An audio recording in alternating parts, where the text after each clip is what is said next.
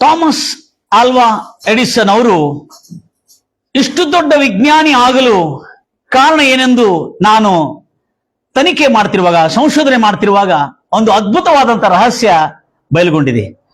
ಅದು ನಿಜವಾಗಲೂ ಅನೇಕ ತಂದೆ ತಾಯಿಗಳಿಗೂ ಪ್ರೇರಣೆ ಕೊಡ್ತಕ್ಕಂಥದ್ದು, ಸ್ಫೂರ್ತಿ ಕೊಡ್ತಕ್ಕಂಥ ಒಂದು ಕಾರಣವಾಗಿದೆ. ನನ್ನ ಪ್ರಿಯ ಸಹೋದರಿ ಸಹೋದರಿ ಎಷ್ಟು ಆಸಕ್ತಿಯಿಂದ ದೇವರ ವಾಕ್ಯವನ್ನು ಕೇಳ್ತಾರೆ. ಅದೇನಾಯ್ತಂದ್ರೆ, ಒಂದು ದಿವಸ ಥಾಮಸ್ ಆಲ್ವಾ ಎಡಿಸನ್ ಅವರು ತಾನು ಬಾಲ್ಯದ ಸಮಯದಲ್ಲಿ ಅವರ ತಾಯಿ ಆತನಿಗೆ ಶಾಲೆಯಲ್ಲಿ ಸೇರಿಸಿರ್ತಾರೆ. ಸೇರಿಸಿದ ಕೂಡಲೇ ಆ ಶಾಲೆಯಲ್ಲಿ ಕೆಲವು ದಿನಗಳು ಆ ಹುಡುಗನನ್ನು ಗಮನಿಸ್ತಾರೆ. ಆ ಬಾಲಕನಲ್ಲಿ ಕೆಲವು ಲೋಪದೋಷಗಳಿರುವುದರಿಂದ ಅಲ್ಲಿರುವ ಶಿಕ್ಷಕರು ಮತ್ತು ಹೆಡ್ ಮಾಸ್ಟರ್ ಅವರು ಆತನನ್ನು ಶಾಲೆಯಿಂದ ಹೌದು ನಿರ್ಣಯಿಸಿಕೊಂಡು ತೆಗೆದುಹಾಕ್ತಾರೆ. ಶಾಲೆಯಿಂದ ತೆಗೆದುಹಾಕಿದ ನಂತರ ಆತನ ಕೈಯಲ್ಲಿ ಒಂದು ಪತ್ರವನ್ನು ಕೊಟ್ಟು ಕಳಿಸ್ತಾರೆ, ಲೆಟರ್ ಕೊಟ್ಟು ಕಳಿಸ್ತಾರೆ. ಪತ್ರವನ್ನು ಕೊಟ್ಟು ಕಳಿಸಿರುವಾಗ ಆ ಪತ್ರವನ್ನು ತನ್ನ ತಾಯಿ ಹತ್ರ ಕೊಡ್ತಾನೆ. ತಾಯಿ ಹತ್ರ ಕೊಟ್ಟಿದ ನಂತರ ತಾಯಿ ಆ ಪತ್ರವನ್ನು ಓದ್ತಾಳೆ. ಓದಿದ ಕೂಡಲೇ ಆಗ ಆ ಬಾಲಕನು, ಪ್ರೈಸ್ ಲಾರ್ಡ್ ಜೀಸಸ್, ಎಂತ ಸ್ಥಿತಿಗತಿಲಿದ್ದ ಅಂತ ಬಾಲಕನು ಆ ಪತ್ರದಲ್ಲಿ ಏನ್ ಬರ್ದಿದೆ ಎಂಬುದಾಗಿ ಕೇಳ್ತಾನೆ. ಮಮ್ಮಿ ಆ ಪತ್ರದಲ್ಲಿ ಏನ್ ಬರ್ದಿದೆ ಮಮ್ಮಿ ಅಂತ ಕೇಳ್ತಾನೆ. ಕೇಳಿದ ಕೂಡಲೇ ಮಮ್ಮಿ ಹೇಳ್ತಾಳೆ, ಮಗ, ನೀನು ಈ ಸಾಮಾನ್ಯವಾದಂತ ಹುಡುಗರ ಜೊತೆ ಓದುವಂತ ಕೆಪಾಸಿಟಿನಿಂದಲ್ಲ, ನಿನ್ನ ಅರ್ಹತೆ, ನಿನ್ನ ಸಾಮರ್ಥ್ಯ ಬಹಳ ದೊಡ್ಡ ಒಳ್ಳೆ ವಿದ್ಯಾರ್ಥಿಗಳು, ಜ್ಞಾನವಂತ ವಿದ್ಯಾರ್ಥಿಗಳ ಜೊತೆ ಓದತಕ್ಕಂಥ ಅರ್ಹತೆ ನಿನಗಿದೆ ಮತ್ತು ನೀನು ಅತ್ಯಂತ ಜಾಣನು, ನಿಪುಣನು, ಪ್ರವೀಣನು ಎಂದು ತಿಳಿಸಲಾಗಿದೆ ಎಂಬುದಾಗಿ ಹೇಳ್ತಾರೆ. ಆದರೆ ಆ ಪತ್ರದಲ್ಲಿ ಇರೋದೇ ಬೇರೆ. ಆವಾಗ ಮಗನು ಸಂತೋಷ ಪಡ್ತಾನೆ. ಅಯ್ಯೋ, ನಾನು ಜಾಣನ, ನಾನು ಪ್ರವೀಣನ, ಅಯ್ಯೋ ನಾನು ಅತ್ಯಂತ ಜೀನಿಯಸ್ ಸ್ಟೂಡೆಂಟಾ ಎಂಬುದಾಗಿ ಹೇಳ್ಕೊಂಡು ಬಹಳ ಸಂತೋಷ ಪಡ್ತಾನೆ. ಆದ್ರೆ ಅವರ ತಾಯಿ ಏನ್ ಮಾಡ್ತಾಳಂದ್ರೆ, ತನ್ನ ಮನೆಯಲ್ಲೇ ಮೊದಲು 2, 3, 4 ತರಗತಿಗಳು ಮನೆಯಲ್ಲೇ ಶಾಲೆ ಕಲಿಸ್ಕೊಡ್ತಾಳೆ ಅವ್ರ ತಾಯಿ. ನನ್ನ ಪ್ರಿಯ ಸಹೋದರಿ ಸಹೋದರೇ, ಆಗಿನ 1847ನೇ ಇಸ್ವಿಯಲ್ಲಿ ಹುಟ್ಟಿರ್ತಕ್ಕಂಥ ಬಾಲಕನಿತ್ತು. 1847ನೇ ಇಸ್ವಿಯಲ್ಲಿ ಹುಟ್ಟಿರ್ತಕ್ಕಂಥ ಬಾಲಕ. ಆ ತಾಯಿ ಈತನಿಗೆ ಸ್ವಯಂ ತಾನೇ ಆ ಮಗುಗೆ, ಥಾಮಸ್ ಆಲ್ವಾ ಎಡಿಸನ್ಗೆ ಶಿಕ್ಷಣವನ್ನು ಕೊಡಲು ಆರಂಭ ಮಾಡ್ತವೆ. ಆ ಶಿಕ್ಷಣವನ್ನು ಕೊಡಲು ಆರಂಭ ಮಾಡಿರುವಾಗ ಆ ಸಮಯದಲ್ಲಿ ಈತನಿಗೆ ಪ್ರತಿದಿನ ಪ್ರೋತ್ಸಾಹ ಮಾಡ್ತಾ ಕಲಿಸ್ಕೊಡ್ತಾ ಇರ್ತಾಳೆ. ಮಗ, ನೀನು ಅತ್ಯಂತ ಜಾಣ ಬಾಲಕನಾಗಿದ್ದಿ ಎಂಬುದಾಗಿ ಹೇಳಿಕೊಂಡು ಪ್ರೋತ್ಸಾಹ ಮಾಡ್ತಾ ಕಲಿಸ್ಕೊಡ್ತಾ ಇರ್ತಾಳೆ.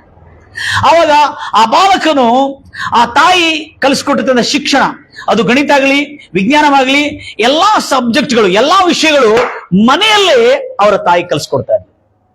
ಯಾಕಂದ್ರೆ ಅವರ ತಾಯಿ ಅವನನ್ನು ಬಹಳ ಪ್ರೀತಿಯಿಂದ, ಅಲ್ಲದೆ ತಪ್ಪು ದೋಷಗಳು, ಲೋಪದೋಷಗಳು ಇದ್ರೂ ಕೂಡ ಅದನ್ನು ತಿದ್ದುಪಡಿ ಮಾಡ್ತಾ ಮತ್ತು ನೀನು ಜಾಣನಾಗಿದ್ದ ಮಗ ಎಂಬುದಾಗಿ ಹೇಳಿಕೊಳ್ತಾ, ಅತ್ಯಂತ ಜಾಣ ಹುಡುಗನು ನೀನು, ಅತ್ಯಂತ ನಿಪುಣನು ನೀನು, ಅದಕ್ಕಾಗಿ ಸಾಮಾನ್ಯ ಹುಡುಗರ ಜೊತೆ ಓದತಕ್ಕಂಥ ಅರ್ಹತೆ ನಿನಗಿಲ್ಲ, ನೀನು ಮನೇಲಿ ಓದಿಸ್ತೀನಿ ಎಂಬುದಾಗಿ ಮನೆಯಲ್ಲಿ ಅವರ ತಾಯಿನೇ ಆತನಿಗೆ ಶಿಕ್ಷಕಳಾಗ್ತಾಳೆ. ಇವತ್ತು ತಾಯಿ ತಂದೆಗಳು ಹೇಗಿದ್ದಾರೆ? Praise Lord Jesus. ಮಕ್ಕಳಿಗೆ ಬಹಳ ಕಿರಿಕಿರಿ ಮಾಡ್ತಾರೆ ಅಂತೇಳಿ ಮೊಬೈಲ್ ಕೊಟ್ಬಿಡೋದು, ಅವ್ರಿಗೆ ಓದಾಕ ಹೇಳೋದಿಲ್ಲ, ಏನು ಮಾಡೋದಿಲ್ಲ. ಕೆಲವು ತಂದೆ ತಾಯಿಗಳು, ಇಲ್ಲ ನಮ್ಮ ತಾಯಿ ಇಲ್ಲ, ಬಹಳ ಒಳ್ಳೆಯವರು ಇದ್ದಾರೆ, ಇಲ್ಲ. Praise Lord Jesus. ಆದ್ರೆ ಏನಾಯ್ತು ಇಲ್ಲಿ ಈ ಸಮಯದಲ್ಲಿ, ಇಂಥ ಒಂದು ಸಮಯದಲ್ಲಿ ಅಲ್ಲೇ ತಾಯಿ ಚೆನ್ನಾಗಿ ಓದಿಸ್ತಾ ಇದು ಮಾಡ್ತಾ ಆತನು ಶಾಲೆಯ ಪ್ರಥಮ ತರಗತಿಗಳನ್ನು ತಾಯಿ ಸಮ್ಮುಖದಲ್ಲಿ ಕಲ್ತ್ಕೊಳ್ತಾನೆ. ತಾಯಿ ಅವನಿಗೆ ಇಂಥ ಪ್ರೇರಣೆ ಕೊಡ್ತಾಳೆ. ಅವರ ತಂದೆಯ ಸ್ವಂತ ಲೈಬ್ರರಿಯಲ್ಲಿ ಅನೇಕ ಪುಸ್ತಕಗಳಿರ್ತವೆ. ಆ ಪುಸ್ತಕಗಳನ್ನು ಓದೋದಕ್ಕಾಗಿ ಪ್ರೇರಣೆ ಕೊಡ್ತಾಳೆ ಓದಲಿಕ್ಕೆ. ಆ ಪ್ರೇರಣೆ ಕೊಟ್ಟಿರುವಾಗ ಆ ಪ್ರೇರಿತನಾಗಿ ಅವರ ತಂದೆಯ ಅನೇಕ ಪುಸ್ತಕಗಳನ್ನು ಓದಲಿಕ್ಕೆ ಬರತಕ್ಕಂತ ಸಾಮರ್ಥ್ಯವು, ತಿಳುವಳಿಕೆಯು, ಅಂತ ಒಂದು ಜ್ಞಾನವು ಅವನಿಗೆ ಉಂಟಾಗಿರುವಾಗ ಆತನು ಆ ಪುಸ್ತಕಗಳನ್ನು ಓದ್ತಾ ಇದ್ಕೊಂಡು ಸ್ವಯಂ ತನ್ನ ತಂದೆಯ ತಾಯಿಯ ಸಮ್ಮುಖದಲ್ಲಿ ಕಲ್ತುಕೊಂಡಿದ್ದಷ್ಟೇ ಅಲ್ಲದೆ ದಿನಗಳದಂತೆ ಕೆಲವು ಕಾರ್ಯಗಳನ್ನು ಆವಿಷ್ಕಾರ ಮಾಡಿದ ನಂತರ ಅವನು ದೊಡ್ಡ ವಿಜ್ಞಾನಿಯಾಗಿ ಮೂಡಿ ಬರ್ತಾನೆ. Praise Lord Jesus. ಗಂಭೀರವಾಗಿ ಹೇಳ್ತಿರಲ್ವಯ್ಯ. ಈಗ ಈತನು ಏನೇನು ಆವಿಷ್ಕಾರ ಮಾಡಿದ ಎಂಬುದನ್ನು ಕೇಳಿದ್ರೆ ಆಶ್ಚರ್ಯ ಪಡ್ತೀನಿ. ನನಗೆ ಬಹಳ ಕುತೂಹಲ ಇತ್ತು ಈತನಿಗೆ. ಯಾಕಂದ್ರೆ ಈತನು who is the father of the invention ಅಂತ ಹೇಳಿದ್ರೆ, ಆವಿಷ್ಕಾರಗಳಿಗೆ ಪಿತಾಮಹ ಯಾರು ಎಂಬುದ ಹೇಳಿದ್ರೆ ಯುನೈಟೆಡ್ ಸ್ಟೇಟ್ಸ್ ಆಫ್ ಅಮೆರಿಕಾ ಈತನಿಗೆ ವಿಶ್ವದ ಅತ್ಯಂತ ದೊಡ್ಡ ಆವಿಷ್ಕಾರಗಳಿಗೆ ಪಿತಾಮಹ ಎಂಬ ಪದಕವನ್ನು ಆತನಿಗೆ ಕೊಡ್ತಾರೆ, ಒಪ್ಪಿಕೊಳ್ಳುತ್ತಾರೆ. Price Lord Jesus. ಅಷ್ಟೇ ಅಲ್ಲದೆ ಈತನು ಏನು ಕಂಡುಹಿಡಿದನಂದ್ರೆ, ಈತನ ಕಂಡುಹಿಡಿತಕ್ಕಂಥ ಯಂತ್ರಗಳು ಏನಂದ್ರೆ, ಅದು ಮೊದಲನೇದಾಗಿ ಬಲ್ಬ್, ವಿದ್ಯುತ್ ಬಲ್ಬ್ ಅನ್ನು ಕಂಡುಹಿಡಿತಾನೆ. ವಿದ್ಯುತ್ ಬಲ್ಬ್ ಅನ್ನು ಕಂಡುಹಿಡಿತಕ್ಕಂಥ ಮಹಾವಿಜ್ಞಾನಿ ಯಾರಂದ್ರೆ ಆತನ ಹೆಸರೇ Thomas Alva Edison. Praise Lord Jesus. ಅವರ ತಾಯಿ ಎಲಿಯೂಟ್ ಎಂಬುದಾಗಿ ಅವನ ತಕ್ಕ ತಾಯಿ ಹೆಸರು. ಆ ತಾಯಿ ಇಷ್ಟು ಶ್ರದ್ಧೆಯಿಂದ ತನ್ನ ಮಗನಿಗೆ ಕಲಿಸ್ಕೊಟ್ಟಿರುವ ಇದರಿಂದ ಈತನು ಬರ್ತಾ ಬರ್ತಾ ಬರ್ತಾ ಬರ್ತಾ ಈತನು ದೊಡ್ಡ ವಿಜ್ಞಾನಿಯಾಗಿ ತೇಲಿ ಬರ್ತಾ ಇರ್ತಾನೆ. ತದನಂತರ ಎರಡನೇದು ಈತನು ಕಂಡುಹಿಡಿದ ಮಿಷಿನ್ ಏನಂದ್ರೆ, ಯಂತ್ರ ಏನಂದ್ರೆ, ಅದು ಗ್ರಾಮಫೋನ್. ಗ್ರಾಮಫೋನ್ ಅಂದ್ರೆ ಈಗ ನಾವು ಟೇಪ್ ರೆಕಾರ್ಡ್ ನಲ್ಲಿ ಕ್ಯಾಸೆಟ್ ಹಾಕಿ ಕೇಳ್ತಿದ್ವಿ, ಆವಾಗ ಹಾಗೆಲ್ಲ ಒಂದು ದೊಡ್ಡ ಪ್ಲೇಟ್ ಅನ್ನು ಹಾಕಿ ಆ ಪ್ಲೇಟ್ ನಿಂದ ಒಂದು ಬೋಂಗಾಂಗಿರ್ತಿತ್ತು. ಆ ಹಾರ್ನ್ ಅಲ್ಲಿ ಆ ಹಾಡುಗಳು ಕೇಳಿಸಲ್ಪಡ್ತಾ ಇತ್ತು. ಆವಾಗ ಮೊದಲನೇದಾಗಿ ಒಂದು ರಿಕಾರ್ಡಿಂಗ್ ಗ್ರಾಮಫೋನ್ ಅನ್ನು, ರಿಕಾರ್ಡಿಂಗ್ ಕಂಪ್ಲೇಯಿಂಗ್ ಅಂದ್ರೆ ರೆಕಾರ್ಡಿಂಗ್ ಮಾಡಿಕೊಳ್ಳೋದು ಮತ್ತು ಹಾಡಿ ಪ್ರದರ್ಶಿಸತಕ್ಕಂತ ಒಂದು ಯಂತ್ರವನ್ನು ಕೂಡ ಈತನ ಕಡಿದೆ. ಅದಕ್ಕೆ ನಾವು ಕ್ಯಾಸೆಟ್ ಪ್ಲೇಯರ್ ಅಂತ ಹೇಳ್ತೀವಿ. ಈಗ ಟೇಪ್ ರೆಕಾರ್ಡ್ ಎಲ್ಲ ಯೂಸ್ ಮಾಡ್ತಿದ್ವಿ, ನಾವು ಈಗ ಸಿಡಿ ಪ್ಲೇಯರ್ ಎಲ್ಲ ಯೂಸ್ ಮಾಡ್ತೀವಿ. ಅದೇ ರೀತಿಯಲ್ಲಿ ಆವಾಗ ಗ್ರಾಮಫೋನ್ ಇತ್ತು. ಎರಡನೇದಾಗಿ ಚಲನಚಿತ್ರವನ್ನು ಸೆರೆ ಹಿಡಿಯೋದು ಮತ್ತು ಚಲನಚಿತ್ರವನ್ನು ಸಿನಿಮಾ ಹಾಲ್ ನಲ್ಲಿ ತೋರಿಸಿಕೊಳ್ಳಲಿಕ್ಕೆ ಈ ಚಲನಚಿತ್ರದ ಪ್ರಾಜೆಕ್ಟ್ ಅನ್ನು ಕಂಡುಹಿಡಿದು ಕೂಡ ಥಾಮಸ್ ಆಲ್ವಾ ಎಡಿಸನ್. ಈ ಮೂರು ಪ್ರಥಮವಾದಂತಹ ಕಾರ್ಯಗಳನ್ನು ಕಂಡುಹಿಡಿದ. ಅದರೊಟ್ಟಿಗೆ ಮತ್ತೊಂದು ಎಲೆಕ್ಟ್ರಿಫಿಕೇಶನ್ ಸಿಸ್ಟಮ್. ಹಲ್ಲೆಲೂಯಾ.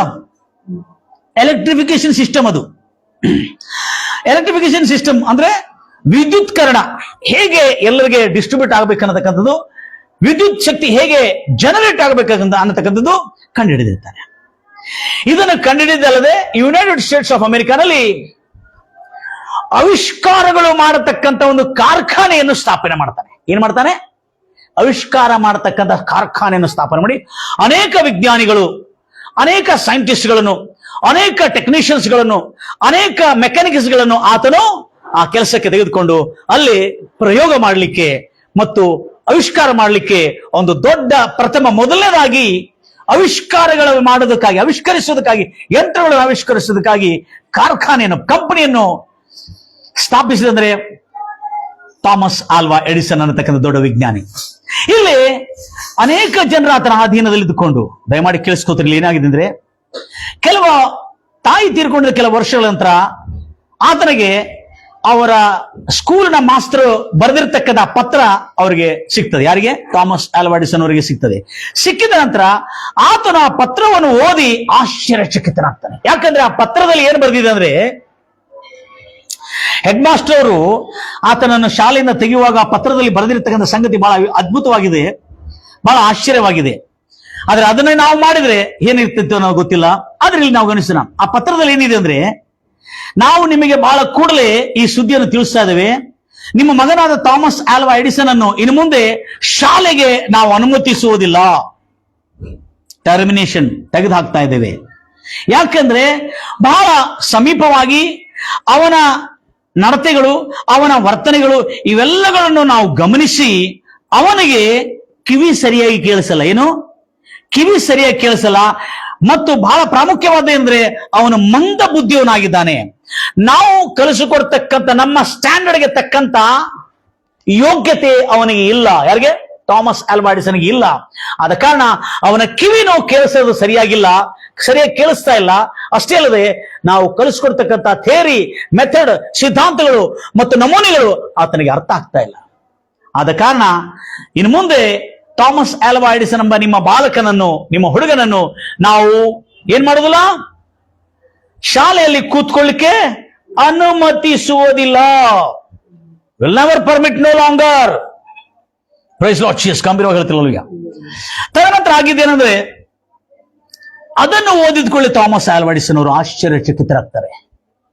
ಇದು ಸುದ್ದಿ ದೇಶದಾದ್ಯಂತ ಹರಡುತ್ತದೆ. ಈ ಸುದ್ದಿ ಏನಂತೇಳಿ, ತಾಯಿ ತನ್ನ ಮಗನು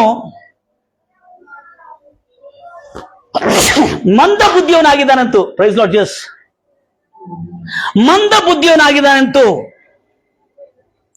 ಮಂದ ಬುದ್ಧಿಯವನಾಗಿದ್ದಾನೆ ಅಂತೇಳಿ ಪ್ರೈಸ್ ಲಾರ್ಡ್ ಜೀಸಸ್ ಗಂಭೀರವಾಗಿ ಹೇಳ್ತಿರಲ್ವಯ್ಯ. ತಾಯಿ ತನ್ನ ಮಗನಿಗೆ ನೀನು ಮಂದ ಬುದ್ಧಿಯವನು, ಸರ್ ಹೇಳಿಬಿಟ್ಟಿದ್ದಾರೆ, ನೀನು ಉಪಯೋಗ ಇಲ್ಲ, ನೀನು ಕೆಲಸಕ್ಕೆ ಬರೋದಿಲ್ಲ, ನೀನು ಕಂಪ್ಲೀಟ್ ಜೀರೋ ಎಂಬುದಾಗಿ ತಾಯಿ ಹೇಳಲಿಲ್ಲ. ತಾಯಿ ಏನ್ ಹೇಳಿದ್ರೆ ಗೊತ್ತಿದೆ?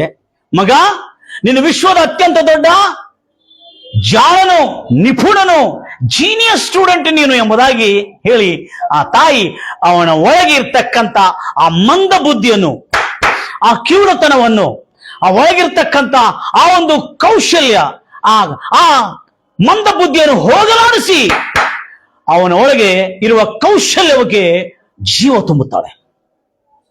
ಪೊಟೆನ್ಷಿಯಲ್ ಎಂಬುದಾಗಿ ಹೇಳ್ತೀವಿ ನಾವು ಅದಕ್ಕೆ, ಇಂಗ್ಲಿಷಲ್ಲಿ ಪೊಟೆನ್ಷಿಯಲ್.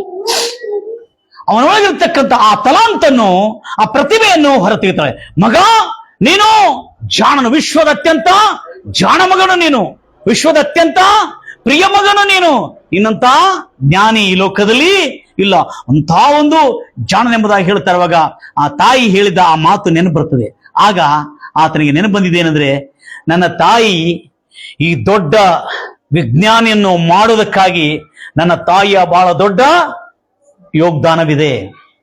ನನ್ನ ತಾಯಿ ನನಗೆ ಮನೆಯಲ್ಲೇ ಶಿಕ್ಷಣವನ್ನು ಕೊಟ್ಟಿದ್ದು ಮಾತ್ರವಲ್ಲದೆ ನನ್ನನ್ನು ಮಂದ ಬುದ್ಧಿಯವನಾಗದಂತೆ, ನನ್ನನ್ನು ಜ್ಞಾನಿಯಾಗಿ ಮಾಡುವಂತೆ ನನ್ನ ತಾಯಿಯ ನುಡಿ, ನನ್ನ ತಾಯಿ ಬಾಯಿಂದ ಬಂದಿರತಕ್ಕಂಥ ಆ ನುಡಿ, ಆ ವಾಕ್ಯ ನನ್ನ ಜೀವನವನ್ನು ಒಂದು ದೊಡ್ಡ ವಿಜ್ಞಾನಿ ಆಗುವಂತೆ ಪ್ರೇರಿಸಿದೆ ಎಂಬುದಾಗಿ ಇದು ವಿಶ್ವದಾದ್ಯಂತ ಪೇಪರ್ಗಳಲ್ಲಿ ಮತ್ತು ಆಗಿನ ಕಾಲದಲ್ಲಿ ಇರತಕ್ಕಂಥ ನ್ಯೂಸ್ಗಳಲ್ಲಿ ಈ ಮಾತು ಬೆಂಕಿ ಹರಡಿದಂತೆ ಹರಡಿತು. ತಾಯಿಯ ನುಡಿ, ತಾಯಿ ನುಡಿದಿರ್ತಕ್ಕಂಥ ಆ ಶುಭ ನುಡಿ, ಆ ಸ್ಫೂರ್ತಿ ಕೊಡ್ತಕ್ಕಂಥ ನುಡಿ, ಆ ಕೌಶಲ್ಯವನ್ನು, ಒಳಗಿರ್ತಕ್ಕಂಥ ಕೌಶಲ್ಯಗಳನ್ನು ಕೆದರಿಸಿ ಜೀವ ಕೊಡತಕ್ಕಂಥ ನುಡಿ, ಆ ತಾಯಿಯ ನುಡಿಯ ನಿಮಿತ್ತ ಮಂದ ಬುದ್ಧಿಯವನಾದ ಥಾಮಸ್ ಆಲ್ವಾ ಎಡಿಸನ್, ಕಿವಿ ಕೇಳಿಸಲಿಕ್ಕೆ ಸರಿಯಾಗಿ ಕಿವಿ ಕೇಳಿಸಲ್ಲ ಅಂತ ಥಾಮಸ್ ಆಲ್ವಾ ಎಡಿಸನ್ ದೊಡ್ಡ ವಿಜ್ಞಾನಿ ಆಗಲು ಕಾರಣ ಅಂದ್ರೆ ಅವರ ತಾಯಿ ಬಾಯಿಂದ ಬಂದಿರತಕ್ಕಂಥ ಆ ಒಂದು ಮಧುರವಾದಂತ, ಚೈತನ್ಯ ಕೊಡತಕ್ಕಂಥ, ಸ್ಫೂರ್ತಿ ಕೊಡತಕ್ಕಂಥ, ಕತ್ತಲನ್ನು ಹೋಗಲಾಡಿಸಿ ಬೆಳಕು ತರತಕ್ಕಂಥ, ಆತನಲ್ಲಿ ಕೌಶಲ್ಯಗಳನ್ನು ಜಾಗೃತಿ ತರಿಸ್ತಕ್ಕಂಥ ಆ ನುಡಿ ಥಾಮಸ್ ಆಲ್ವಾ ಎಡಿಸನ್ ಅವರಿಗೆ ಇಂಥ ದೊಡ್ಡ ವಿಜ್ಞಾನಿ ಆಗಲು ಪ್ರೇರಣೆ ಕೊಟ್ಟಿದೆ. ನನ್ನ ಪ್ರಿಯ ಸಹೋದರಿ ಸಹೋದರರೇ, ನಾವು ನಮ್ಮ ಮಕ್ಕಳನ್ನು ಹೇಗೆ ನೋಡ್ತಾ ಇದ್ದೇವೆ? ಯಾವ ರೀತಿಯಲ್ಲಿ ನೋಡ್ತಾ ಇದ್ದೇವೆ? ಯಾವ ರೀತಿಯಲ್ಲಿ ಆತನಿಗೆ ನಾವು ಸಲಹೆ ಕೊಡ್ತಾ ಇದ್ದೇವೆ? ಯಾವ ರೀತಿಯಲ್ಲಿ ನಾವು ಆತನಿಗೆ ಸಮಾಧಾನ ಪಡಿಸ್ತಾ ಇದ್ದೇವೆ?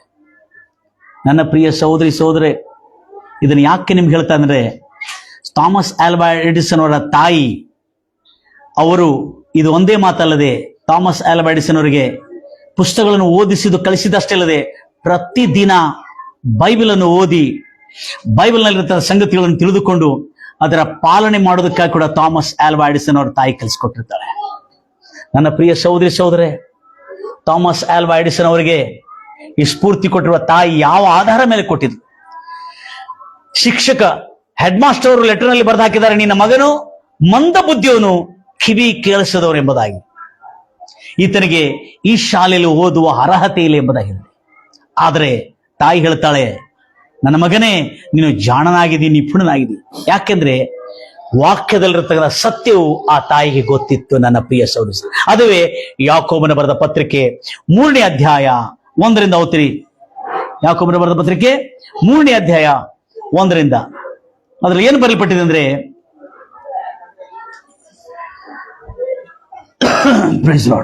ಓದ್ತೀರಿ. ಸಹೋದರರೇ, ನೀವೆಲ್ಲರೂ ಶಿಕ್ಷಕರಾಗ್ಲಿಕ್ಕೆ ಹೋಗಬೇಡ್ರಿ, ಬೋಧಕರಾಗ್ಲಿಕ್ಕೆ ಹೋಗಬೇಡ್ರಿ. ಯಾಕಂದ್ರೆ ಬೋಧಕರಿಗೆ ಕಠಿಣವಾದ ತೀರ್ಪಿದೆ. ನಾವು ಮನುಷ್ಯರು ಅನೇಕ ವಿಷಯದಲ್ಲಿ ತಪ್ಪೋದುಂಟು ಸಹಜ. ಆದ್ರೆ ಒಬ್ಬನು ಮಾತಿನಲ್ಲಿ ತಪ್ಪದವನಾಗಿದ್ರೆ ಅವನು ಸರ್ವ ಶಿಕ್ಷಿತನು, ಪರಿಪೂರ್ಣ ಶಿಕ್ಷಣ ಹೊಂದಿದ್ದವನು ಎಂಬುದಾಗಿ ಬೈಬಲ್ ಹೇಳುತ್ತೆ. ಮಾತುಗಳಲ್ಲಿ ತಪ್ಪದವನು, ತನ್ನ ನುಡಿಗಳಲ್ಲಿ ತಪ್ಪದವನು ಎಂಬುದಾಗಿ ನಾವು ನೋಡ್ತೇವೆ. ತದನಂತರ ಹೇಳ್ತಾರೆ, ನೀವು ನೋಡಿದ್ರಿ ಕುದುರೆಗಳಿಗೆ ಕಡಿವಾಣವನ್ನು ಹಾಕಿ ಅಷ್ಟು ದೊಡ್ಡ ದೇಹವನ್ನು ತನ್ನ ನಿಯಂತ್ರಣದಲ್ಲಿ ತೆಗೆದುಕೊಳ್ತಾರೆ. ಕುದುರೆಗಳಿಗೆ ಬಾಯಲ್ಲಿ ಕಡಿವಾಣವನ್ನು ಹಾಕಿ ಆ ಕುದುರೆಯನ್ನು ನಿಯಂತ್ರಿಸುತ್ತಾರೆ, ತನಗೆ ಇಷ್ಟ ಬಂದಂತೆ ಅವರು ನಡೆಸ್ತಾರೆ.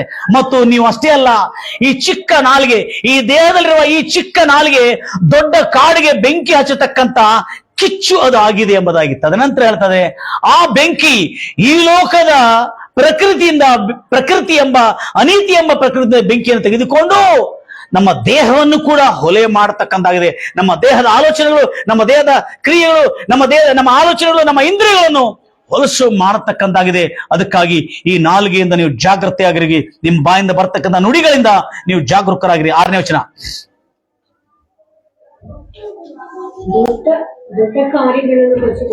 ದೊಡ್ಡ ಕಾರ್ಯಗಳನ್ನು ಕೊಚ್ಚಿಕೊಳ್ಳುತ್ತದೆ ಈ ನಾಲಿಗೆ. ಎಷ್ಟು ಕೊಂಚ ಕಿಚ್ಚು ಎಷ್ಟು ದೊಡ್ಡ ಕಾಡನ್ನು ಉಳಿಸುತ್ತದೆ ನೋಡಿ. ನಾಲ್ಗೆಯು ಕಿಚ್ಚೆ, ನಾಲ್ಗೆಯು ಅಧರ್ಮಲೋಕದ ಅಧರ್ಮಲೋಕದ ರೂಪವಾಗಿ ನಮ್ಮ ಅಂಗಗಳ ನಡುವೆ ಇಟ್ಟಿದೆ. ಅದು ದೇಹವನ್ನೆಲ್ಲ ಕೆಡಿಸುತ್ತದೆ. ತಾನೇ ನರಕದಿಂದ ಬೆಂಕಿಯನ್ನು ಹಚ್ಚಿಕೊಂಡು ಪ್ರಪಂಚ ಎಂಬ ಚಕ್ರಕ್ಕೆ ಬೆಂಕಿ ಹಚ್ಚಿಸುತ್ತದೆ. ನರಜಾತಿ, ಸಕಲ ಜಾತಿಯ ಮೃಗ ಪಕ್ಷಿ ಜಲಚರಗಳನ್ನು ಮಾನವನು ಹತ್ತೊಟ್ಟಿಗೆ ತರಲಿಕ್ಕಿರ್ತಾನೆ, ತರುವಂತನಾಗಿದ್ದಾನೆ ಮತ್ತು ತಂದಿದ್ದುಂಟು. ಆದರೆ ನಾಲಿಗೆಯನ್ನು ಯಾವ ಮಾನವನು ತನ್ನ ತಾನೇ ಹತ್ತೊಟ್ಟಿಗೆ ತರಲಾರನು. ಅದು ಸುಮ್ಮನೆ ಇರಲಾರದು, ಅದು ಕೆಡುಕಿದೆ, ಮರಣಕರವಾದ ವಿಷಯದಿಂದ ತುಂಬಿದೆ. ಆಲ್ರೆಡಿ ಹಲೋ, ಈ ಮರಣಕರವಾದ ವಿಷಯದಿಂದ ತುಂಬಿರುವ ಈ ನಾಲಿಗೆಗೆ ಇವತ್ತು ಜೀವ ಉಂಟಾಗಲಿ ಎಂಬುದಾಗಿ ಹಾರೈಸುತ್ತಾ ಇದ್ದೇನೆ. ಆಮೇನ್. ಮುಂದೆ ಅದೇ ನಾಲಿಗೆಯಿಂದ ತಂದೆಯಾದ ಕರ್ತನನ್ನು ಕೊಂಡಾಡುತ್ತೇವೆ. ಅದರಿಂದಲೇ ದೇವರ ಹೋಲಿಕೆಗೆ ಸರಿಯಾಗಿರುವ, ದೇವರ ಹೋಲಿಕೆಗೆ ಸರಿಯಾಗಿ ಉಂಟು ಮಾಡಲ್ಪಟ್ಟ ಮನುಷ್ಯರನ್ನು ಶಪಿಸುತ್ತೇವೆ. ಅದೇ ಬಾಯಿಂದ ಸ್ತುತಿ ದೇವರಿಗೆ ಕೊಂಡಾಟವನ್ನು ಮಾಡುತ್ತೇವೆ, ಅದೇ ಬಾಯಿಂದ ಶಾಪವನ್ನು ಕೂಡ ಆಡುತ್ತೇವೆ. ನನ್ನ ಸಹೋದರರೇ, ಹೀಗಿರುವುದು ಯೋಗ್ಯವಲ್ಲ, ಹೀಗಿರೋದು ಸರಿಯಲ್ಲ. ನೀರಿನ ಜರಿ ಬರ್ತದಲ್ಲ, ಅದು ಒಂದೇ ಬಾಯಿಂದ ಒಂದೇ ಕಡೆಯಿಂದ ಸಿಹಿ ನೀರು ಕಹಿ ನೀರು ಬರುವುದಿಲ್ಲ, ಹೊರಡುವುದುಂಟೆ. ನನ್ನ ಸಹೋದರರೇ, ಅಷ್ಟೇ ಸಾಕು. Thank you. ಕರ್ತನ ನಾಮಕ್ಕೆ ಮಹಿಮೆಟಲ್. ನನ್ನ ಪ್ರಿಯ ಸಹೋದರೇ, ಈಗ ಹೇಳ್ತಾ ಇದ್ರೆ, ದೊಡ್ಡ ಹಡಗನ್ನು ಈ ಒಂದು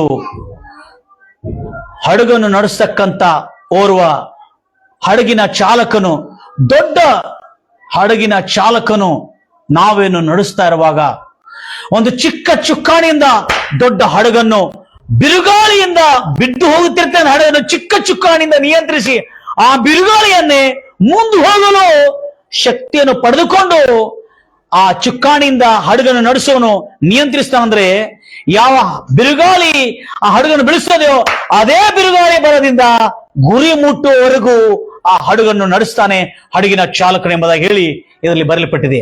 ಅದೇ ರೀತಿಯಲ್ಲಿ ಈ ದೇಹದಲ್ಲಿ ಒಂದು ಚಿಕ್ಕ ಅಂಗವು ಒಂದು ದೇಶವನ್ನು ನಡೆಸತಕ್ಕಂಥ ಸಾಮರ್ಥ್ಯ ಇದರೊಳಗಿದೆ.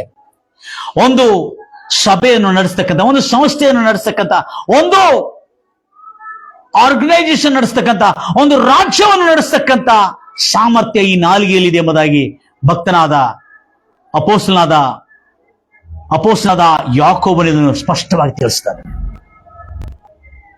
Price the Lord Jesus.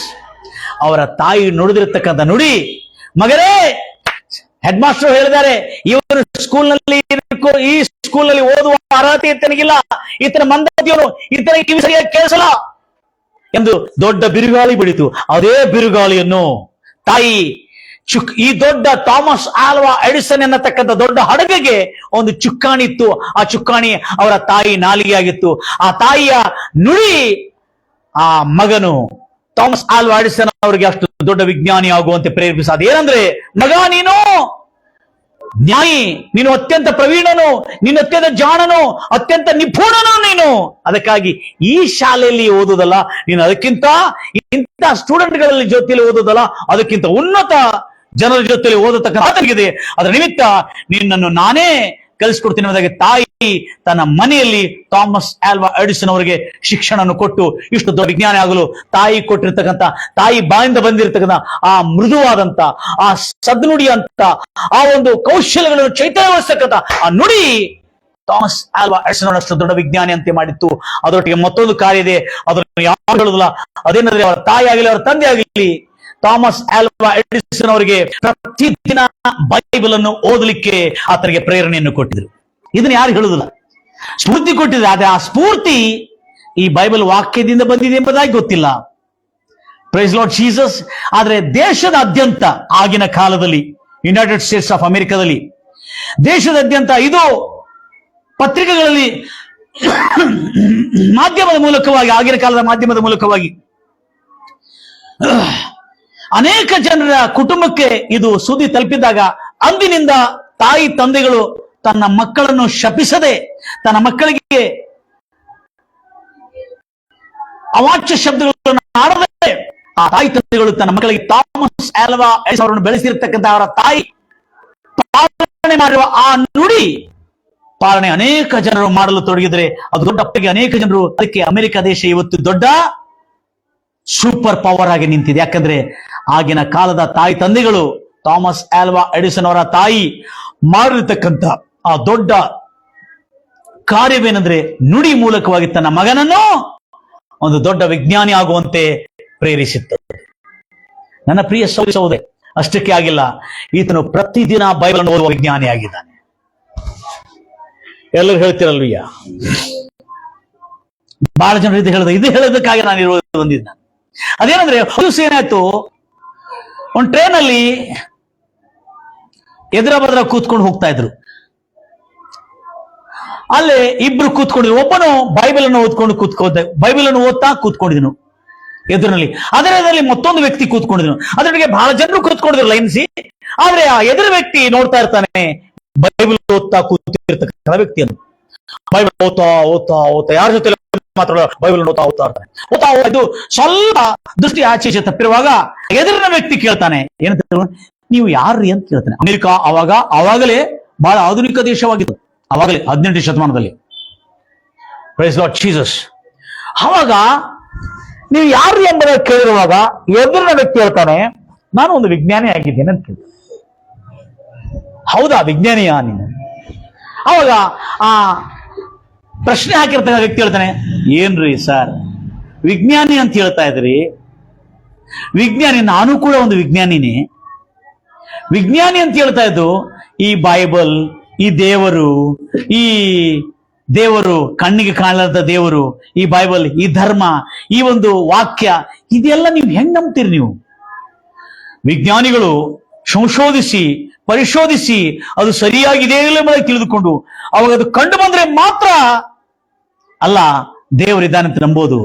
ಏನ್ರಿ ಇಂಥ ಆಗ 18ನೇ ಶತಮಾನದಲ್ಲಿ ಹೇಳ್ತಾ ಇದ್ದಾನೆ. ಹಲ್ಲೆಲೂಯಾ. 19ನೇ ಶತಮಾನಕ್ಕೆ ಬಂದ್ಬಿಟ್ಟಿದ್ದೀವಿ. ಅವಾಗ ಇಂಥ ದೊಡ್ಡ ಆಧುನಿಕ ಕಾಲದಲ್ಲಿ, ಆಗಿನ ಕಾಲದಲ್ಲಿ ಹೋಗಿ ಬೈಬಲ್ ಓದ್ತಾ ಇದ್ರಲ್ರಿ, ಏನ್ರಿ ವಿಜ್ಞಾನಿ ಅಂತ ಹೇಳ್ತಾ ಇದ್ರಿ? ಏನಾದ್ರೂ ನಿಮ್ಗೆ ತಿಳುವಳಿಕೆ ಇದೆಯಾ?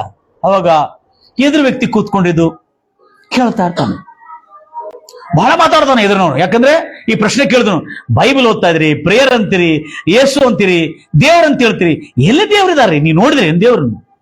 ವಿಜ್ಞಾನಿಗಳು ಎಲ್ಲ ನೋಡಿ ಡಿಸ್ಕವರ್ ಮಾಡಿ ಅದನ್ನು ತಿಳಿದುಕೊಂಡು ಅದು ಪ್ರೂವ್ ಆಗಿ ಎವಿಡೆಂಟ್ ಆದರಲ್ಲ, ಅದಕ್ಕೆ ಏನಿಲ್ಲ, ದಿಕ್ಕಿಲ್ಲ, ದಿಂಡಿಲ್ಲ, ಇದನ್ನು ದೇವರಂತ ನಂಬ್ತಾ ಇದ್ರಿ. ಈ ಬೈಬಲ್ ಒಂದು ಧರ್ಮ ಗ್ರಂಥವೆಂಬುದಾಗಿ ಹಿಡಿದುಕೊಂಡು ಧರ್ಮ ಮತ ಇದೆಲ್ಲ ಕೆಲಸ ಮಾಡುದಲ್ರಿ ಎಂಬುದಾಗಿ ಎದುರಿನ ವ್ಯಕ್ತಿ ಬೈಬಲ್ ಅನ್ನು ಓದತಕ್ಕಂಥ ವ್ಯಕ್ತಿಗೆ ತಿಳಿಸ್ತಾ ಇದ್ದಾರೆ. ಆಮೇಲೆ ಬಹಳತ್ತು ಮಾತುಗಳಾಯ್ತು, ನೀವು ಇಳ್ಕೊಂಡು ಹೋಗ್ಬೇಕು. ಇಳ್ಕೊಂಡು ಹೋಗುವಾಗ ಆಯ್ತು, ಇಷ್ಟೊತ್ತು ನಾನು ನಿಮ್ಮ ಹತ್ರ ಮಾತಾಡಿದ್ದೇನೆ, ನೀವು ಒಂದ್ಸಾರಿ ಬಂದು ನಮ್ಮ ಆಫೀಸ್ಗೆ ಬಂದು ಭೇಟಿಯಾಗ್ರಿ ನೀವು ಅಂತೇಳಿ ಈ ಪ್ರಶ್ನಿಸಿರುವ ವಿಜ್ಞಾನಿ ಹೇಳ್ತಾನೆ, ಬೈಬಲ್ ಓದುವ ವ್ಯಕ್ತಿಗೆ ಹೇಳ್ತಾನೆ. ಏನ್ ತಿಳ್ಕೊಂಡು, ನಮ್ಮ ಆಫೀಸ್ಗೆ ಬಂದು ನೀವು ಭೇಟಿಯಾಗ್ರಿ ಅಂತೇಳಿ ಒಂದು ವಿಸಿಟಿಂಗ್ ಕಾರ್ಡ್ ಕೊಡ್ತಾನೆ. ವಿಸಿಟಿಂಗ್ ಕಾರ್ಡ್ ಕೊಟ್ಟ ಮೇಲೆ ಆಗ ಕೊಟ್ಟು ಹೇಳ್ತಾನೆ, ನೀವು ಎಲ್ಲಿರ್ತೀರಿ ಹೇಳಿಲ್ಲಲ್ಲ, ನೀವು ವಿಜ್ಞಾನಿ ಅಂತ ಎಷ್ಟು ಹೇಳಿದ್ರಿ, ನೀವು ಎಲ್ಲಿ ವಿಜ್ಞಾನಿ, ನಿಮ್ಮ ಆಫೀಸ್ ಎಲ್ಲಿದೆ ಅಂತ ಕೇಳ್ತಾನೆ, ನಿಮ್ದು ಏನಾದ್ರು ಕಾರ್ಡ್ ಇದೆಯಾ ಅಂತ ಕೇಳ್ತಾನೆ. ಆವಾಗ ಕೂತ್ಕೊಂಡಿರ್ತಾನೆ ಎಲ್ಲಿ, ಬೈಬಲ್ ಓದ್ತಾ ಕೂತ್ಕೊಂಡು ಆತನು ತನ್ನ ಕಾರ್ಡ್ ತೆಗೆದುಕೊಡ್ತಾನೆ.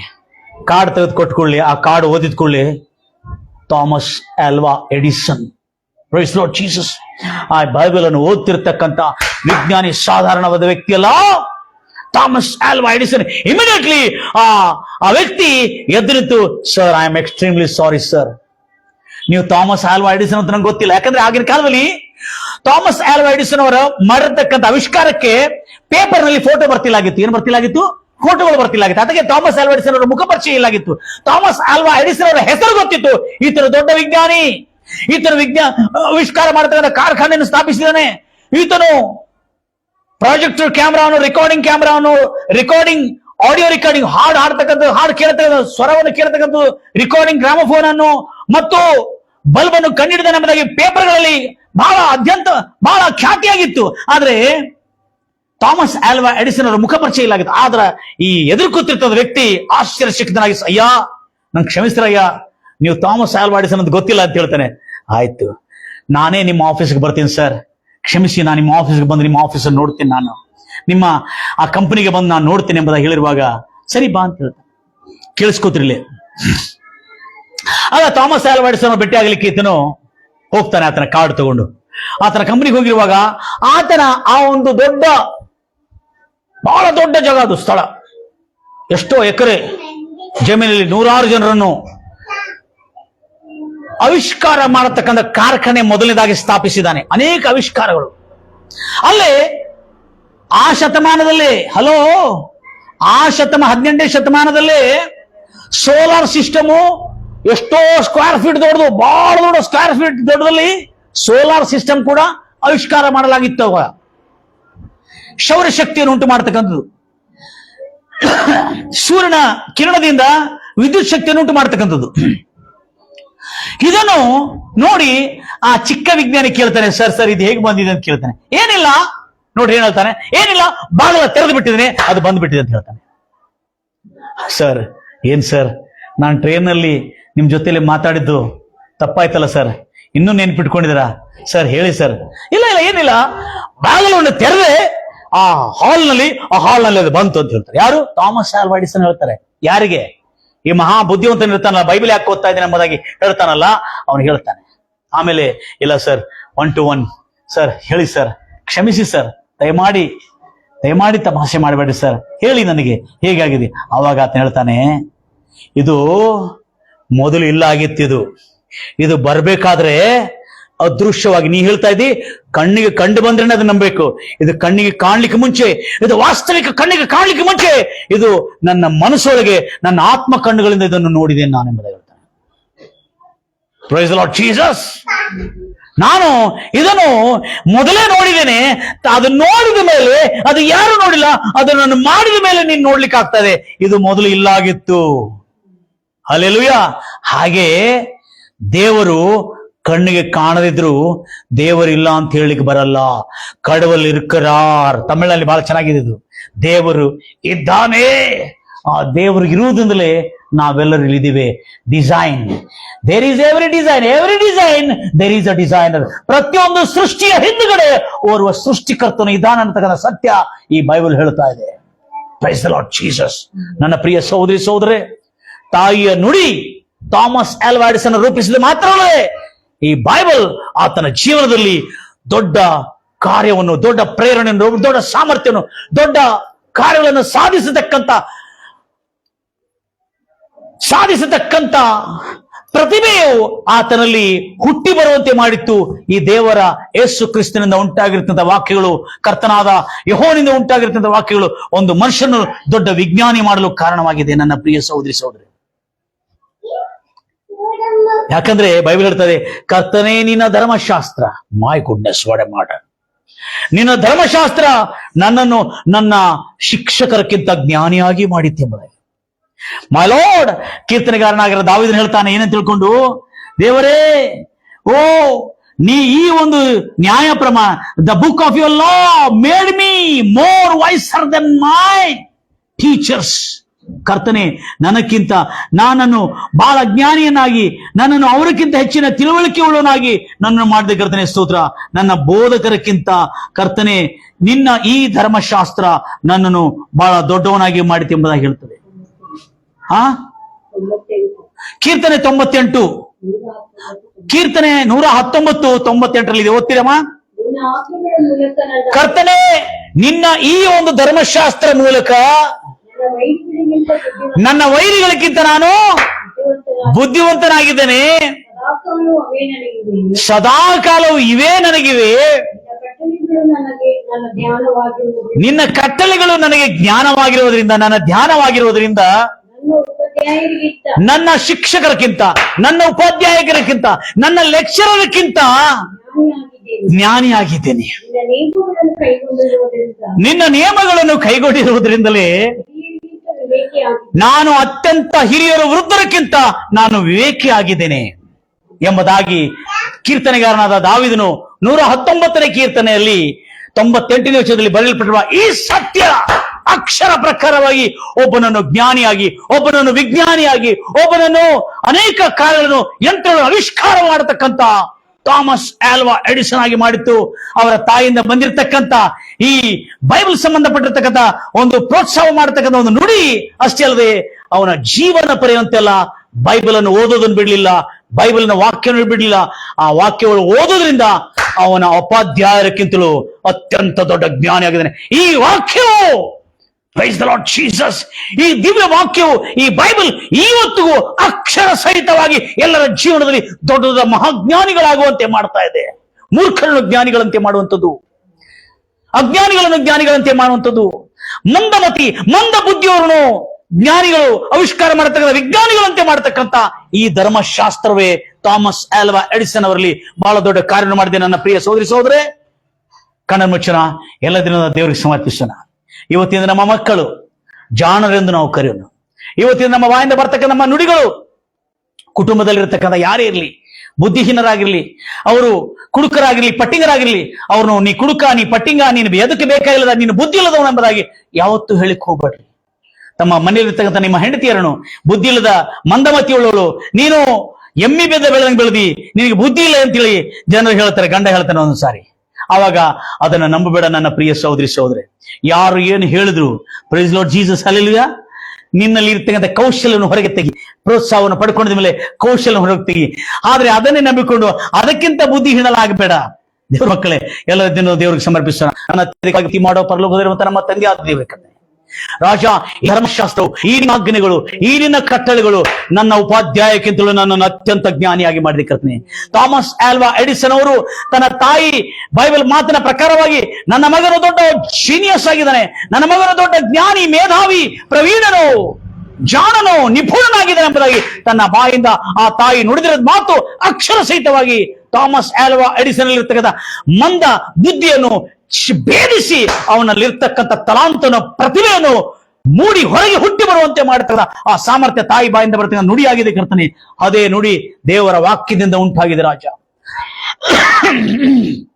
ಅಷ್ಟೇ ಅಲ್ಲದೆ ಈ ದೇವರ ವಾಕ್ಯವನ್ನು ಓದಿಸಿ ಕಲಿಯುವುದು, ಪ್ರಾರ್ಥನೆ ಮಾಡುವುದನ್ನು ತಾಯಿ ತಂದೆಗಳು ತನ್ನ ಮಗನಿಗೆ ಕಲಿಸಿಕೊಟ್ಟಿರುವುದರಿಂದ ಈ ಬೈಬಲ್ ಎಂಬ ಧರ್ಮಶಾಸ್ತ್ರವು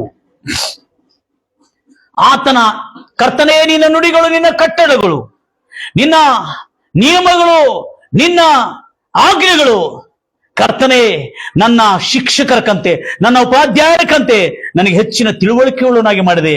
ಅವರಿಗಿಂತ ನನಗೆ ಹೆಚ್ಚಿನ ಜ್ಞಾನವನ್ನು ಅನುಗ್ರಹಿಸಿದೆ ಕರ್ತನೆ. ಈ ಧರ್ಮಶಾಸ್ತ್ರ, ಈ ಬೈಬಲ್ ನನ್ನ ಜೀವನದಲ್ಲಿ ದೊಡ್ಡ ಕಾರ್ಯವನ್ನು ಮಾಡಿದೆ ಎಂಬುದಾಗಿ ಹೇಗೆ ಕೀರ್ತನೆಗಾರನಾದ ದಾವೀದನು ಹೇಳಿದನು, ಅದೇ ರೀತಿಯಲ್ಲಿ ಥಾಮಸ್ ಆಲ್ವಾ ಎಡಿಸನ್ ತನ್ನ ಜೊತೆಯಲ್ಲಿ ಬಂದಿರತಕ್ಕಂಥ ವಿಜ್ಞಾನಿಗೆ ಈ ರೀತಿಯಾದಂತಹ ತರಾಟೆಗೆ ತೆಗೆದುಕೊಂಡು ಅವನ ಜ್ಞಾನೋದಯವಾಗುವಂತೆ ಮಾಡಿದ್ರು. ಇದು ಕೂಡ ದೊಡ್ಡ ಸುದ್ದಿಯಾಗಿ ಆ ದೇಶದಲ್ಲಿ ಹರಡಿತ್ತು. ದೇವರ ಮಕ್ಕಳೇ, ಇವತ್ತು ನಾವು ಕೂಡ ಈ ಲೋಕದಲ್ಲಿ ನಮ್ಮ ಮಕ್ಕಳು ಜ್ಞಾನಿಗಳಾಗುವಂತೆ, ನಮ್ಮ ಕುಟುಂಬ ಸುಗಮಯವಾದಂತ ಕುಟುಂಬವಂತೆ ನಮ್ಮ ಕುಟುಂಬದಲ್ಲಿರ್ತಕ್ಕಂಥ ಎಲ್ಲ ಅಸ್ತವ್ಯಸ್ತವಾಗಿರ್ತಕ್ಕಂಥ ಬಿರುಗಾಳಿಯಿಂದ ಬಡ್ಕೊಂಡು ಹೋಗುತ್ತಿದ್ದ ನಾಶವಾಗುತ್ತಿರ್ತಕ್ಕಂಥ ಕುಟುಂಬದಲ್ಲಿ ಕರ್ತನೆ ಯೇಸು ನಾಮದಲ್ಲಿ ಕರ್ತನೆ ಯಾರ್ಯಾರ ಕುಟುಂಬಗಳಲ್ಲಿ ಅಸ್ವಸ್ಥತೆ ಇದೆ, ತೊಂದರೆಗಳಿದೆ, ಬಾಧೆಗಳಿದೆ, ನನ್ನನ್ನು ಕೇಳಿ ಯಾರ್ಯಾರು ನಂಬುತ್ತಾ ಇದ್ರೆ ಯೇಸು ನಾಮದಲ್ಲಿ ಅವರ ಕುಟುಂಬಕ್ಕೆ ಶುಭವಾಗಲಿ, ಯೇಸು ನಾಮದಲ್ಲಿ ಅವರ ಕುಟುಂಬಗಳಿಗೆ ಮೇಲಾಗಲಿ, ಯೇಸು ನಾಮದಲ್ಲಿ ಗುಣವಾಗಲಾರದಂತ ರೋಗಗಳು ಗುಣಮುಖನಾಗಲಿ ಎಂಬುದಾಗಿ ಹಾರೈಸ್ತಾ ಇದ್ದಾರೆ. ನಮ್ಮ ಪ್ರಾರ್ಥನೆ ಕೇಳಿರುವ ದೇವರೇ ನಿನಗೆ ಸ್ತೋತ್ರಗಳೇ. ಶುಭವು ಕರ್ತನೆ ವಿಶೇಷವಾಗಿ ಯಾರ್ಯಾರು ಅನಿಷ್ಟಗಳಲ್ಲಿ, ತೊಂದರೆಗಳಲ್ಲಿ, ಬಾಧೆಗಳಲ್ಲಿ, ಸಂಕಷ್ಟಗಳಲ್ಲಿ ಸಿಕ್ಕೊಂಡು ಬಳಲುತ್ತಾ ಇದ್ದಾರೆ, ಕರ್ತನೆ ಕುಸಿದು ಹೋಗ್ತಾ ಇದ್ರೆ ಅವರೆಲ್ಲರಿಗೆ ಸುಖ, ಶಾಂತಿ, ಸಮಾಧಾನ ದೊರಕಲಿ ಎಂಬುದಾಗಿ ಹಾರೈಸ್ತಾರೆ. ಕರ್ತನೆ ರಾಜ, ನಿನ್ನ ವಾಕ್ಯ ಎಷ್ಟು ಅದ್ಭುತವಾದ ಸಂಗತಿ ಇರುತ್ತದೆ. ನಿನ್ನ ಧರ್ಮಶಾಸ್ತ್ರವು, ನಿನ್ನ ನಿಯಮಗಳು, ನಿನ್ನ ಕಟ್ಟಳೆಗಳು ಒಬ್ಬನನ್ನು ಜ್ಞಾನಿಯಾಗಿ ಮಾಡುತ್ತದೆ ಎಂಬುದಾಗಿ. ಹೌದು ರಾಜ, ಥಾಮಸ್ ಆಲ್ವಾ ಎಡಿಸನ್ ಜೀವನ ಪರ್ಯಂತವೆಲ್ಲ ಆತನು ದೇವರ ವಾಕ್ಯವೇ ನನ್ನ ಜೀವನದಲ್ಲಿ ಇಷ್ಟು ದೊಡ್ಡ ಕಾರ್ಯ ಮಾಡ್ಲಿಕ್ಕಾಯ್ತು, ಈ ದೇವರ ವಾಕ್ಯದಿಂದ ನಮ್ಮ ತಾಯಿ ನುಡಿದಿರ್ತಕ್ಕಂಥ ಆ ನುಡಿಯೇ ನನ್ನ ಜೀವನದಲ್ಲಿ ಇಷ್ಟು ದೊಡ್ಡ ಕಾರ್ಯದಾಗಿ ಪ್ರಪಂಚವೆಲ್ಲ ತಿಳಿಯುವಂತೆ ಮಾಡಿದ ಆ ಮಾತು ಅನೇಕ ಜನರಿಗೆ ಆದ್ರೆ ದೊಡ್ಡ ಕ್ರಾಂತಿಯಾಗಿ ಮಾರ್ಪಾಟವಾಗಿ ಅನೇಕ ತಂದೆ ತಾಯಿಗಳು ತನ್ನ ಮಕ್ಕಳನ್ನು ಶಪಿಸುವುದನ್ನು ಬಿಟ್ಟು ಬಿಟ್ಟರು, ತನ್ನ ಮಕ್ಕಳನ್ನು ಪ್ರೋತ್ಸಾಹಿಸುವುದು, ತನ್ನ ಮಕ್ಕಳಲ್ಲಿ ಇರ್ತಕ್ಕಂಥ ಪ್ರತಿಭೆಯನ್ನು ಕಂಡುಕೊಂಡು ಗುರುತಿಸಿ ಅವರು ಪ್ರೋತ್ಸಾಹ ಮಾಡತಕ್ಕಂಥದ ತಂದೆ ತಾಯಿಗಳನ್ನಾಗಿ ಎಬ್ಬಿಸಿದನು. ಹೌದು ನನ್ನ ಪ್ರಿಯ ಸಹೋದರಿ ಸಹೋದರೇ, ಕೇಳತಕ್ಕ ನನ್ನ ಪ್ರಿಯ ಸಹೋದರಿ ಸಹೋದರಿ, ಜ್ಞಾನೋದಯವನ್ನು ಉಂಟು ಮಾಡಿ ಇನ್ನು ಮುಂದೆ ಕರ್ತನೆ ನಮ್ಮ ಮಕ್ಕಳಿಗೆ ನಾವು ಬೈಬಲ್ ಅನ್ನು ಓದಿಸುವುದನ್ನು ಕಲಿಸು, ಬೈಬಲ್ ಅನ್ನು ಓದುವ ಅಭ್ಯಾಸವನ್ನು, ಪ್ರಾರ್ಥನೆ ಮಾಡುವ ಅಭ್ಯಾಸವನ್ನು ಕರ್ತನೆ, ತಾಯಿ ತಂದೆಗಳ ಮಾತುಗಳನ್ನು ಕೇಳ ಪ್ರಕಾರವಾಗಿ ನಡೆಯುವ ಅಭ್ಯಾಸವನ್ನು ಕರ್ತನೆ, ದೇವರ ವಾಕ್ಯದಲ್ಲಿ ಬರೆದುಬಿಡುವ ಈ ನಿಯಮಗಳು, ಈ ಕಟ್ಟಳೆಗಳು, ಈ ಒಂದು ನಿಬಂಧನೆಗಳು, ಸಾಕ್ಷಿಗಳು, ಆಜ್ಞೆಗಳು ನಮ್ಮ ಮಕ್ಕಳಿಗೆ ಕಲಿಸಿಕೊಡುವುದಾದ್ರೆ ನಮ್ಮ ಮಕ್ಕಳನ್ನು ಅವರ ಶಿಕ್ಷಕರಿಗಿಂತ, ಉಪಾಧ್ಯಾಯರಿಗಿಂತ ಅತ್ಯಂತ ದೊಡ್ಡ ಜ್ಞಾನಿಗಳಾಗಿ ಮಾಡ್ತದೆ ಅನ್ನೋ ಸತ್ಯವನ್ನು ತಿಳಿದಿರ್ತಕ್ಕಂಥ ಎಲ್ಲಾ ನನ್ನ ಪ್ರಿಯ ಸಹೋದರಿ ಸಹೋದರರು ಕರ್ತನೆ ಇವತ್ತು ಪ್ರೇರಣೆ ಹೊಂದಿರತಕ್ಕಂಥ ಈ ಪ್ರೇರಣೆಗೆ ತಕ್ಕಂತೆ ಕರ್ತನೆ ಅವರ ಮಕ್ಕಳು, ಅವರ ಕುಟುಂಬಕ್ಕೆ ಶುಭವಾಗಲಿ, ಅವರಿಗೆ ಒಳ್ಳೆಯ ಆರೋಗ್ಯ ದೊರಕಲಿ.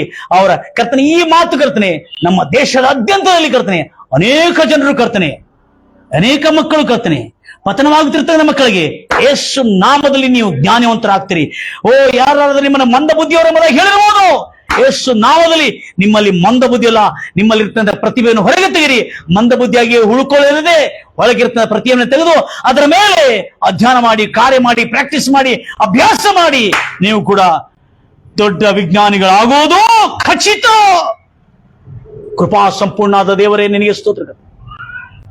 ಬೈಬಲ್ ಅಧ್ಯಯನ, ಬೈಬಲ್ ಓದೋದ್ರ ಮೂಲಕವಾಗಿ ಕರ್ತನೆ ಥಾಮಸ್ ಆಲ್ವಾ ಎಡಿಸನ್ ಅವರು ಒಂದು ದೊಡ್ಡ ವಿಜ್ಞಾನಿಯಾಗಿ ಕರ್ತನೆ ಈ ಲೋಕಕ್ಕೆ, ವಿಶ್ವದಲ್ಲಿ ಆತನ ಬಂದಿದಷ್ಟಲ್ಲದೆ 1093 ಯಂತ್ರಗಳನ್ನು ಕಂಡುಹಿಡಿಯುವ ಒಂದು ದೊಡ್ಡ ಕಾರ್ಖಾನೆ ಅಂದ್ರೆ ಅದು ಥಾಮಸ್ ಆಲ್ವಾ ಎಡಿಸನ್ ಅವರ ಕಾರ್ಖಾನೆ.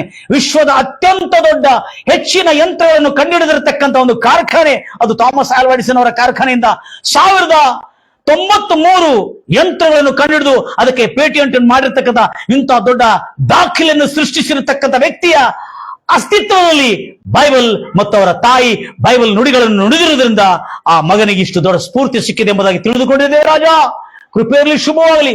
ಇವತ್ತು ನನ್ನನ್ನು ಕೇಳ್ತಿರ್ತಕ್ಕಂಥ ಎಲ್ಲ ತಾಯಿ ತಂದೆಗಳು ಬೈಬಲ್ ಅನ್ನು ಓದಿ, ದೇವರ ವಾಕ್ಯಗಳನ್ನು ಓದಿ, ನಿಯಮಗಳನ್ನು ಓದಿ, ಕಟ್ಟಳೆಗಳನ್ನು ಓದಿ ತನ್ನ ಮಕ್ಕಳಿಗೆ ಕಲಿಸಿಕೊಟ್ಟು ತನ್ನ ಮಕ್ಕಳನ್ನು ಜ್ಞಾನವಂತರಾಗಿ ಮಾಡುವಂತ ಕರ್ತನೆ ಇವತ್ತು ನೀನು ಕೊಟ್ಟಿರುವ ಇಂಥ ಈ ನುಡಿ ಕರ್ತನೆ ಯೇಸು ಕ್ರಿಸ್ತನ ಸಿಲುವೆ ಮರಣದ ಮೂಲಕವಾಗಿ ಕರ್ತನೆ, ಯೇಸು ಕ್ರಿಸ್ತನ ಸಿಲುವೆ ಶ್ರಮೆ ಮೂಲಕವಾಗಿ ಕರ್ತನೆ ಅವರ ಜೀವನದಲ್ಲಿ ಶಾಂತಿ, ಸಮಾಧಾನ, ರಕ್ಷಣೆ, ನಿತ್ಯ ಪ್ರಾಪ್ತವಾಗಲಿ ಎಂಬುದಾಗಿ ಹಾರೈಸುತ್ತಾ ಯೇಸು ಕ್ರಿಸ್ತನ ನಾಮದಲ್ಲಿ ಪ್ರಾರ್ಥಿಸಿ ಬೇಡಿ ಹೊಂದಿದ್ದೀನಿ ತಂದೆ. ನನ್ನ ಪ್ರಿಯ ಸಹೋದರಿ ಸಹೋದರಿ ಎಷ್ಟೋ ಆಸಕ್ತಿ ದೇವರ ವಾಕ್ಯವನ್ನು ಕೇಳ್ತಾರೆ.